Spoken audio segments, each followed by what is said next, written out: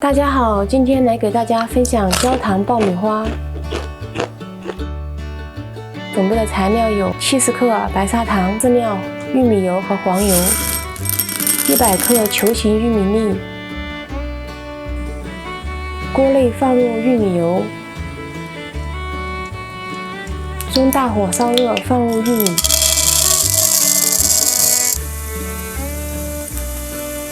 当锅中出现爆花时，盖上锅盖，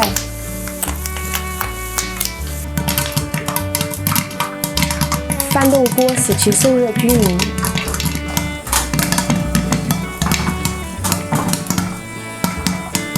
玉米粒完全爆发以后，翻炒几下出锅。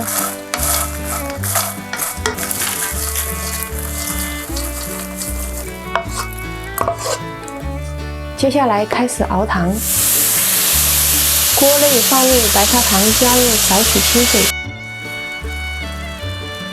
熬至出现焦糖色，加入黄油，待黄油完全融化后，倒入爆米花，翻炒均匀，关火。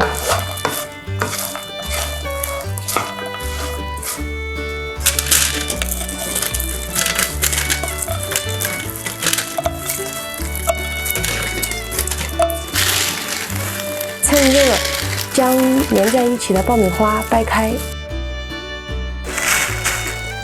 简单又好吃的家庭爆米花就大功告成啦！